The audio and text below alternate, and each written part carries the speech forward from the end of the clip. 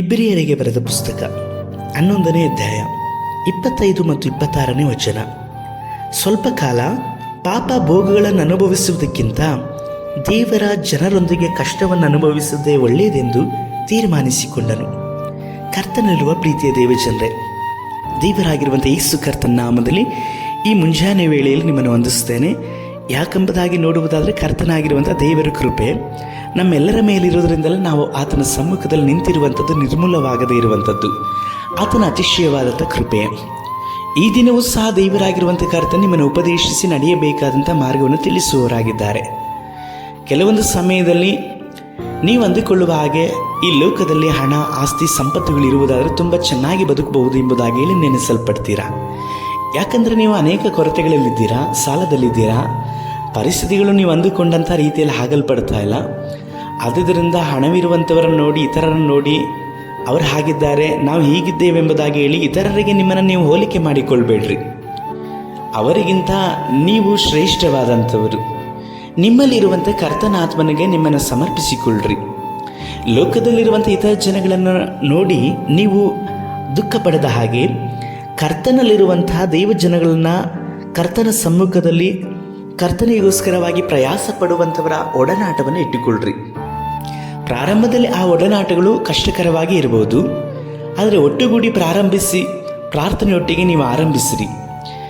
ನೀವು ಕರ್ತನಲ್ಲಿ ಇರುವಂತಹ ನಂಬಿಗಸ್ತರಾದಂಥ ದೈವ ಮಕ್ಕಳ ಜೊತೆಯಲ್ಲಿ ಸೇರುವಾಗ ಸ್ವಲ್ಪ ಕಾಲ ಮಾತ್ರವೇ ಆ ಕಷ್ಟ ನೋವುಗಳಿರಬಹುದು, ಆದರೆ ನಿರಂತರವಾಗಿ ಕರ್ತನು ನಿಮ್ಮ ಒಂದು ಅನ್ಯೋನ್ಯತೆಯ ಮುಖಾಂತರವಾಗಿ ಬಹಳವಾದಂಥ ದೊಡ್ಡ ಕಾರ್ಯಗಳನ್ನು ಮಾಡುವವರಾಗಿದ್ದಾರೆ.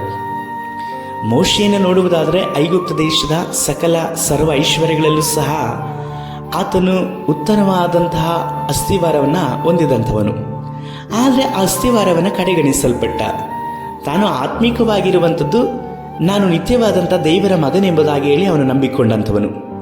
ಇಬ್ರಿಯರೆಲ್ಲರೂ ಸಹ ದೇವರ ಸ್ವಕೀಯ ಜನರೆಂಬುದಾಗಿ ಹೇಳಿ ಆತನು ಅರಿತುಕೊಂಡಿದ್ದನು.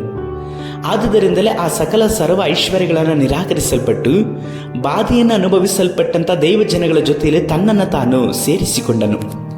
ಮಾತ್ರವಲ್ಲದೆ ಈ ಒಂದು ನಂಬಿಕೆಯಿಂದ ತನ್ನನ್ನು ತಾನು ಸೇರಿಸಿಕೊಂಡಂತಹ ಫಲವಾಗಿ ಕರ್ತನು ಆತನನ್ನು ಆರಿಸಿ ತೆಗೆದುಕೊಂಡು ಆ ಕಷ್ಟ ನೋವುಗಳಲ್ಲಿರುವಂಥ ಮನುಷ್ಯರನ್ನು ಬಿಡಿಸಲಿಕ್ಕೂ ಹಾಲು ಜೇನು ಅರಿಯುವಂತಹ ಸ್ವತಂತ್ರ ದೇಶಕ್ಕೆ ನಡೆಸಲ್ಪಡಲಿಕ್ಕಾಗಿಯೂ ನೇಮಿಸಿಕೊಂಡ್ರು. ಇಂದು ನೀವು ತೀರ್ಮಾನಿಸಿಕೊಳ್ಳುವಂಥ ತೀರ್ಮಾನಗಳು, ಇಂದು ದೈವ ಜನಗಳ ನಡುವೆ ನೀವು ಒಪ್ಪಿಸಿಕೊಡುವುದಾದರೆ, ಆ ಕಷ್ಟ ಸುಖಗಳಲ್ಲಿ ನೀವು ಪಾಲುಗಾರರಾಗುವುದಾದರೆ, ಕರ್ತನ ನಿಮಗೆ ಒಂದು ದೊಡ್ಡ ಸಮೂಹವನ್ನು ಕೊಡಲ್ಪಟ್ಟು ನೀವು ಅವರನ್ನು ಬಿಡಿಸಲ್ಪಟ್ಟು ಪರಮ ಚಿಯೋನ್ ಪಟ್ಟಣಕ್ಕೆ ನಡೆಸುವ ಹಾಗೆಯೂ ಪರಮ ಕಾನಾನ್ ದೇಶಕ್ಕೆ ನೀವು ಸೇರುವ ಹಾಗೆಯೂ ನಿತ್ಯವಾದಂಥ ರಾಜ್ಯದಲ್ಲಿ ಅವರ ಜೊತೆಯಲ್ಲಿ ನಿತ್ಯನಾದಂಥ ತಂದೆಯನ್ನು ಘನಪಡಿಸುವ ಹಾಗೆ ದೇವರು ನಡೆಸುವವರಾಗಿದ್ದಾರೆ.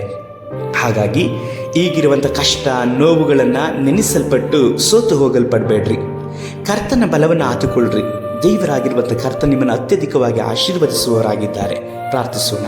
ಸರ್ವಶಕ್ತನಾದ ದೇವರೇ, ಈಗಿರುವಂತಹ ಲೋಕದ ಐಶ್ವರ್ಯಗಳನ್ನು, ಸಂಪತ್ತುಗಳನ್ನು ನಾವು ನೋಡಿ ಸೋತು ಹೋಗದ ಹಾಗೆ ಪಾಪದ ಭೋಗಗಳನ್ನು ನಿರಾಕರಿಸಲ್ಪಟ್ಟು ದೈವ ಮಕ್ಕಳ ಜೊತೆಯಲ್ಲಿ ಸೇರಲ್ಪಟ್ಟು ಕಷ್ಟಗಳಲ್ಲಿಯೂ ದುಃಖಗಳಲ್ಲಿಯೂ ನಾವು ಪಾಲುಗಾರರಾಗಿ ನಿಮ್ಮ ಚಿತ್ತವನ್ನು ಮಾಡಲಿಕ್ಕಾಗಿ ನಮಗೆ ಸಹಾಯಿಸಿರಿ.